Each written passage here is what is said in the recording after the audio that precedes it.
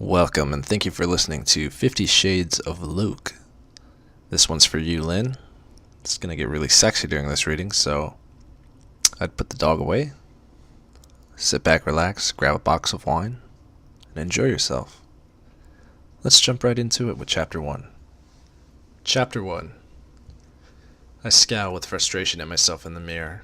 Damn my hair, it just won't behave, and damn Catherine Kavanaugh for being ill and subjecting me to this ordeal. I should be studying for my final exams, which are next week, yet here I am trying to brush my hair into submission. I must not sleep with it wet, I must not sleep with it wet. Reciting this mantra several times, I attempt once more to bring it under control with a brush. I rolls my eyes in exasperation and gaze at the pale brown-haired girl with blue eyes too big for her face staring back at me, and I give up. My only option is to restrain my wayward hair into a ponytail and hope that I look semi-presentable. Kate is my roommate, and she has chosen today, of all days, to succumb to the flu. Therefore, she cannot attend the interview she'd arranged to do with some mega-industrialist tycoon I've never heard of for the student newspaper. So I have been volunteered. I have final exams to cram for, one essay to finish, and I'm supposed to be working this afternoon, but no, today I have to drive 160 fucking 5 miles to downtown Seattle in order to meet the enigmatic CEO of Gray Enterprises Holdings. The CEO of Theophilus Enterprises Holdings.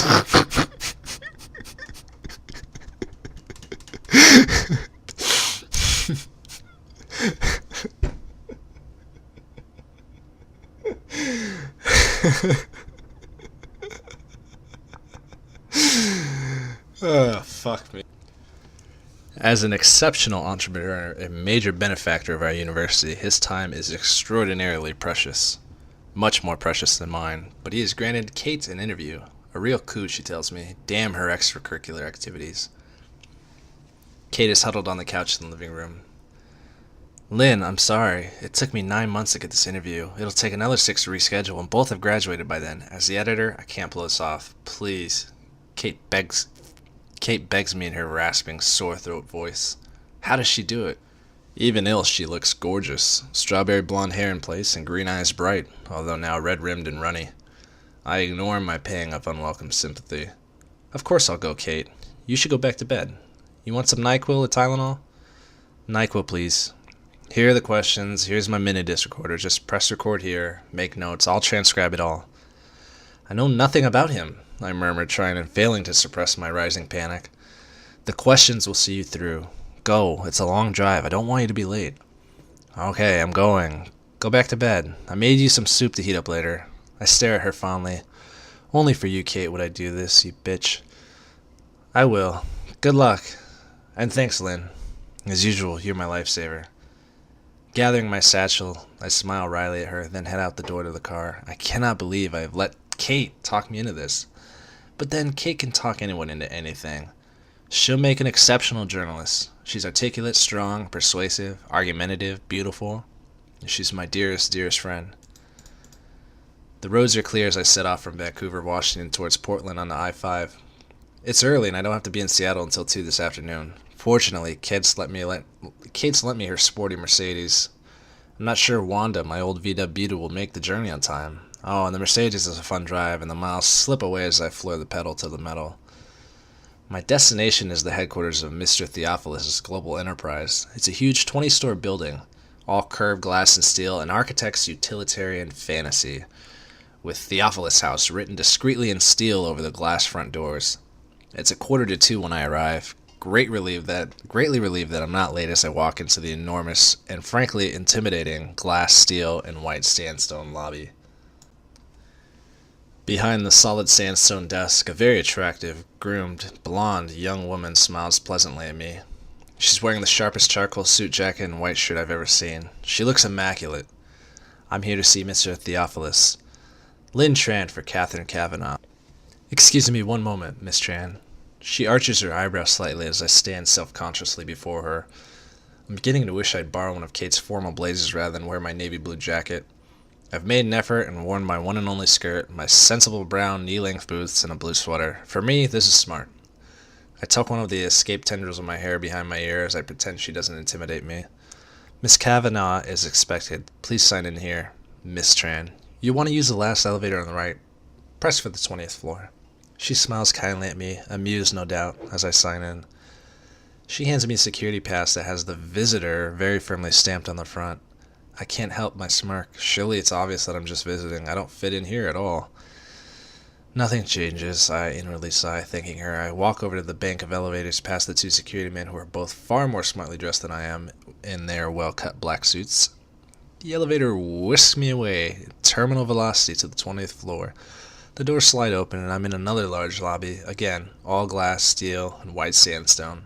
I'm confronted by another desk of sandstone and another young blonde woman dressed impeccably in black and white who rises to greet me. Miss Tran, could you wait here, please? She points to a seated area of white leather chairs. Behind the leather chairs is a spacious walled meeting room and an equally spacious dark wood table and at least 20 matching chairs around it. Beyond that, there's a floor-to-ceiling window with a view of the Seattle skyline that looks out through the city toward the sound. It's a stunning vista, and I'm momentarily paralyzed by the view. Wow. I sit down, fish the questions out of my satchel, and go through them, inwardly cursing Kate for not providing me with a brief biography. I know nothing about this man I'm about to interview. He could be 90 or he could be 30. The uncertainty is galling, and my nerves resurface, making me fidget. I've never been uncomfortable with one-on-one interviews, preferring the anonymity of a group discussion where I can sit inconspicuously at the back of the room. To be honest, I prefer my own company, reading a classic British novel curled up in a chair at the campus library, not sitting twitching nervously in a colossal glass and stone edifice. I roll my eyes at myself. Get a grip, Tran. Judging from the building, which is too clinical and modern, I guess Gray is in his 40s, fit, tan, fair-haired to match the rest of the personnel. Another elegant, flawlessly dressed blonde comes out of the large door to the right. What is this with all the immaculate blondes? It's like a Stepford here. Taking a deep breath, I stand up. Miss Tran? The latest blonde asks. Yes, I croak. I clear my throat. Yes. There, that sounded more confident. Pfft, no, it didn't. Mr. Theophilus will see you in a moment. May I take your jacket? Oh, please. I struggle out of my jacket. Have you been offered any refreshment? No. Oh dear, is blonde number 1 in trouble? Blonde number 2 frowns and eyes the young woman at the desk. Would you like tea, coffee, water? She asks, turning her attention back to me. A glass of water, thank you, I murmur. Olivia, please fetch Miss Tran a glass of water. Her voice was stern. Olivia scoots up immediately and scurries to a door on the other side of the foyer. My apologies, Miss Tran. Olivia is our new intern. She's retarded. Please be seated. Mr. Gray will... Fuck! Mr. Theophilus will be another 5 minutes. Olivia returns with a glass of iced water. Here you go, Miss Tran. Thank you. Blonde number 2 marches over to the large desk, her heels clicking and echoing on the sandstone floor. She sits down and they both continue their work. Perhaps Mr. Theophilus insists on all of his employees being blonde.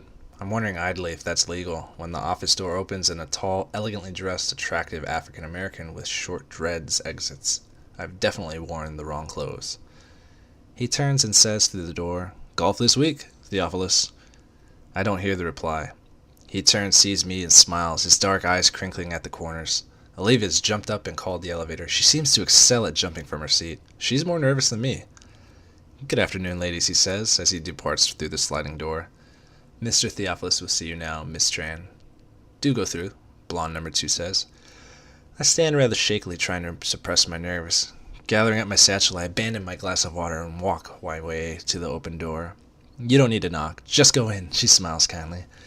I push open the door and stumble through, tripping over my own feet and falling head first into the fucking office. Double crap. Me and my 2 left feet. I'm on my hands and knees in the doorways to Mr. Theophilus' office, and gentle hands are around me helping me to stand. I'm so embarrassed. Damn my clumsiness. I have to steel myself to glance up. Holy cow, he is so young. Miss Kavanaugh. He extends a long-fingered hand to me once I'm upright. I'm Luke Theophilus. Are you all right? Would you like to sit? So young and attractive. Very attractive. He's tall, dressed in a fine gray suit, white shirt, black tie with unruly dark copper-colored hair and intense, bright gray eyes that regard me shrewdly. It takes a moment for me to find my voice. Actually, I mutter, If this guy is over 30, then I'm a monkey's uncle. In a daze, I place my hand on his and we shake. As our fingers touch, I feel an odd, exhilarating shiver run through me. I withdraw my hand hastily, embarrassed. Must be static. I blink rapidly, my eyelids matching my heart rate. Miss Kavanaugh's indisposed, so she sent me. I hope you don't mind, Mr. Theophilus. And you are? His voice is warm, possibly amused, but it's difficult to tell from his impassive expression. He looks mildly interested, but above all, polite. Lynn Tran. I'm studying English literature with Catherine, Miss Kavanaugh at Washington State. Washington State? You must be a hoe. I could tell he was thinking that. But instead, he just says, I see. I think I see the ghost of a smile in his expression, but I'm not sure. Would you like to sit? He waves me toward a white leather button L-shaped couch. His office is way too big for just one man. In front of the floor-to-ceiling windows, there's a huge modern dark wood desk that 6 people could comfortably eat around. It matches the coffee table by the couch. Everything else is white.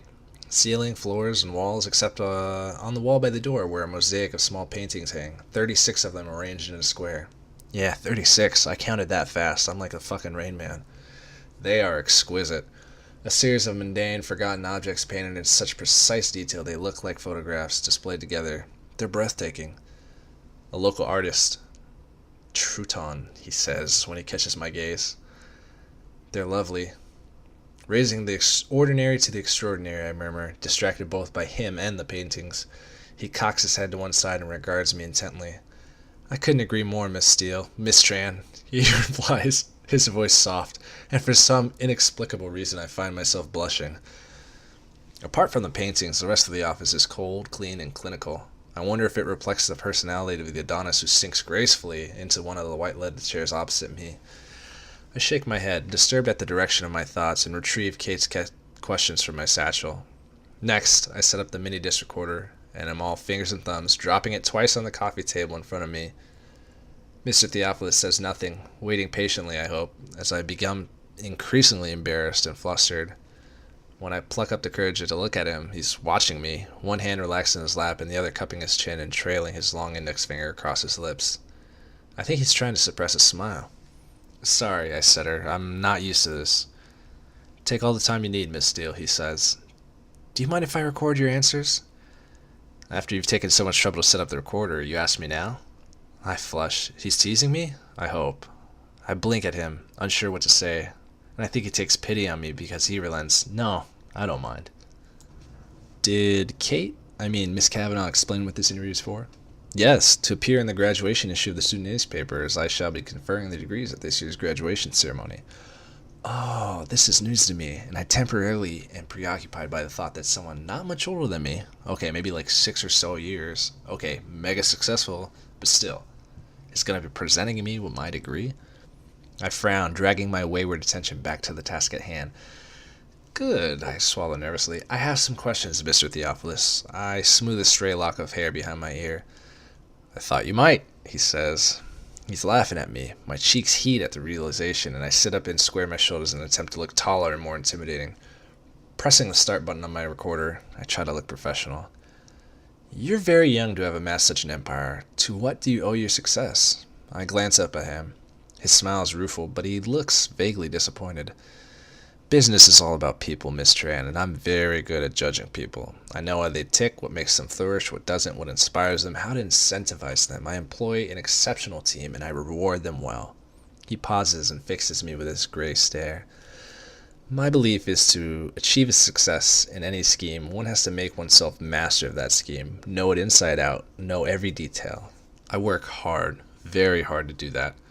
I make decisions based on logic and facts. I have a natural gut instinct that can spot and nurture good solid idea and good people. The bottom line is, it's always down to good people. Maybe you're just lucky. This is on Kate's list, but he's so arrogant. His eyes flare momentarily in surprise. I don't subscribe to luck or chance, Miss Tran. The harder I work, the more luck I seem to have. It really is all about having the right people on your team and directing their energies accordingly.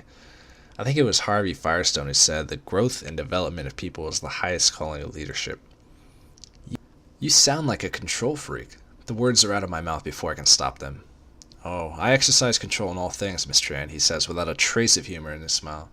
I look at him, and he holds my gaze steadily, impassive. My heartbeat quickens and my face flushes again. Why does he have such an unnerving effect on me? His overwhelming good looks, maybe? The way his eyes blaze at me? The way he strokes his index finger against his lower lip? I wish he'd stop doing that. Besides, immense power is acquired by assuring yourself in your secret reveries that you were born to control things. He continues, his voice soft. Do you feel that you have immense power? I employ over 40,000 people, Miss Tran. That gives me a certain sense of responsibility. Power, if you will. If I were to decide I was no longer interested in the telecommunications business and sell up, 20,000 people would struggle to make their mortgage payments after a month or so. My mouth drops open. I'm staggered by his lack of humility. Don't you have a board to answer to? I ask, disgusted. I own my company. I don't have to answer to a board. He raises an eyebrow at me. I flush. Of course, I would know this if I'd done some research, but holy crap, he's so fucking arrogant. I change tack. And do you have any interests outside of your work? I have varied interests, Miss Tran. A ghost of a smile touches his lips. Very varied. And for some reason I'm confounded and heated by his steady gaze. His eyes are alight with some wicked thought. But if you work so hard, what do you do to chill out? Chill out? He smiles, revealing a perfect white teeth. I stop breathing. He's really beautiful. No one should be this good looking. Well, to chill out, as you put it, I sail, I fly, I indulge in various physical pursuits. He shifts in his chair. I'm a very wealthy man, Miss Tran, and I have expensive and absorbing hobbies. I glance quickly at Kate's questions, wanting to get off this subject. You invest in manufacturing. Why specifically? Why does this make me so uncomfortable? I like to build things. I like to know how things work, what makes things tick, how to construct and deconstruct, and I have a lot of ships. A love of ships. I have a love of ships. What can I say? That sounds like your heart talking rather than logic and facts. His mouth quirks up, and he stares appraisingly at me. Possibly, though there are people who say I don't have a heart. Why would they say that? Because they know me well. His lip curls in a wry smile. Would your friends say you're easy to get to know? And I regret the question as soon as I say it. It's not on Kate's list. I'm a very private person, Miss Tran. I go a long way to protect my privacy, and I don't often give interviews. Why did you agree to do this one? Because I'm a benefactor of the university, and for all intents and purposes, I couldn't get Miss Kavanaugh off my back. She badgered and badgered my PR people, and I admire that kind of tenacity. I know how tenacious Kate can be. That's why I'm sitting here squirming uncomfortably under his penetrating gaze, when I should be sitting for my exams. You also invest in farming technologies. Why are you interested in this area? We can't eat money, Ms. Tran, and there are too many people on this planet who don't have enough to eat. That sounds very philanthropic. Is that something you feel passionately about? Feeding the world's poor?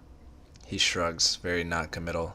It's a shrewd business, he murmurs, though I think he's being disingenuous. It doesn't make sense. Feeding the world's poor? I can't see the financial benefits of this, only the virtue of the ideal. I glance at the next question, confused by his attitude. Do you have a philosophy? If so, what is it?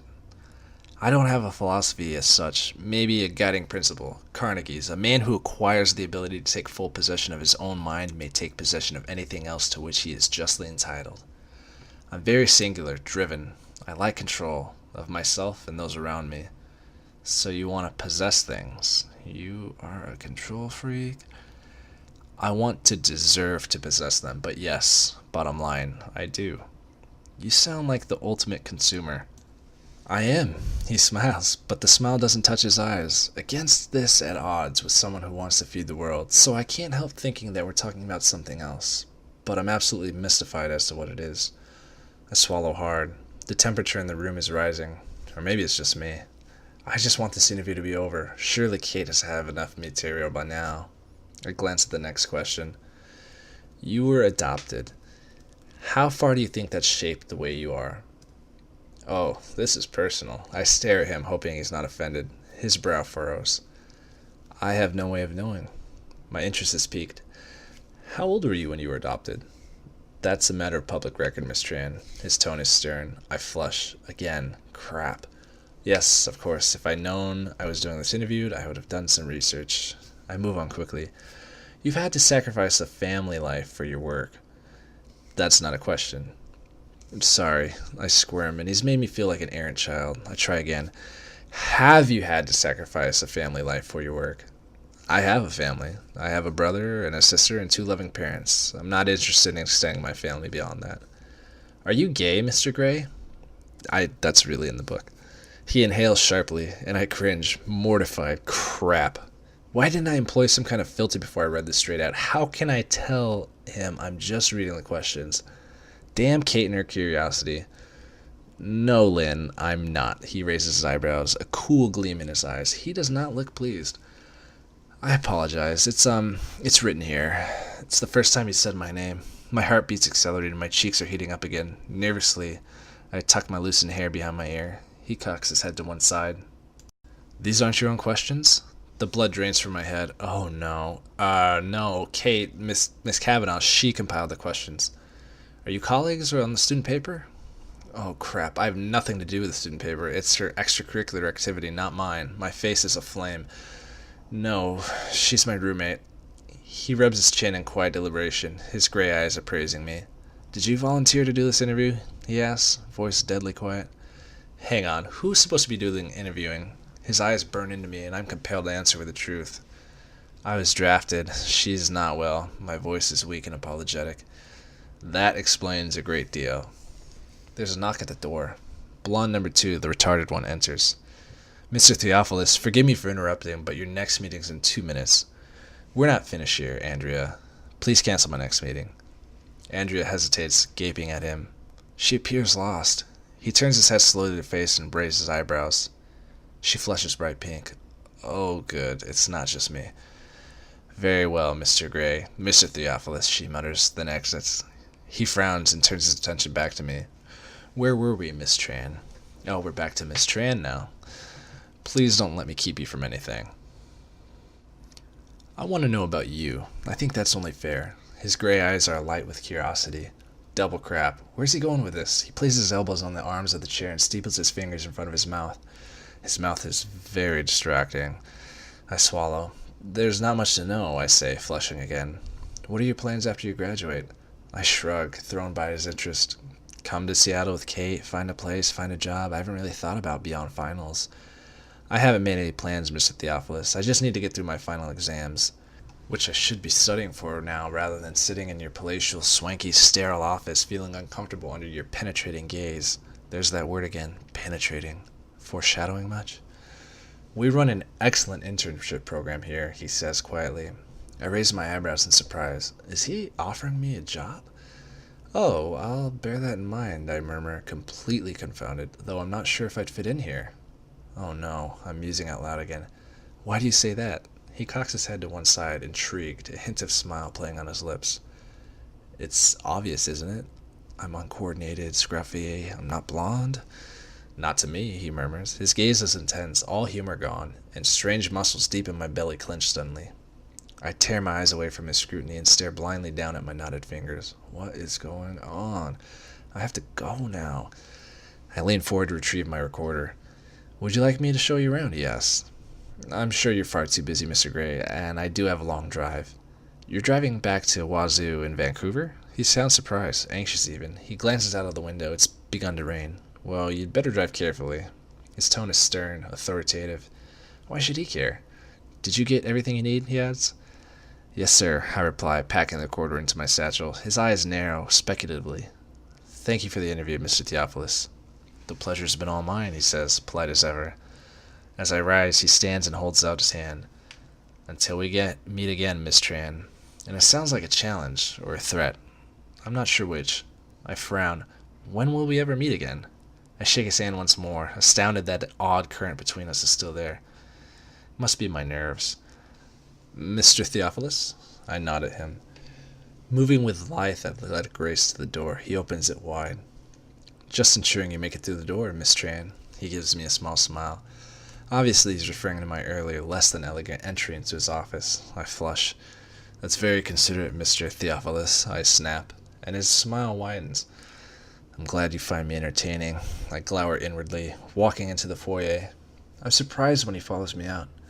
Andrea and Olivia both look up, equally surprised. Did you have a coat? Gray asked. Fuck. Did you have a coat? Theophilus asked. Yes. Olivia leaps up and retrieves my jacket, which Theophilus takes from her before she can hand it to me. He holds it up. Feeling ridiculously self-conscious, I shrug it on. Gray places... Fuck. Luke. Fuck. Theophilus places his hands for a moment on my shoulders. I gasp at the contact. If he notices my reaction, he gives nothing away. His long index finger pauses the button summoning in the elevator, and we stand waiting, awkwardly on my part, coolly self-possessed on his. The doors open, and I hurry in, desperate to escape. I really need to get out of here. When I turn to look at him, he's leaning against the door beside the elevator with one hand on the wall. He really is very, very good looking. It's distracting. His burning gray eyes gaze at me. Lynn, he says as a farewell. Luke, I reply, and mercifully the doors close.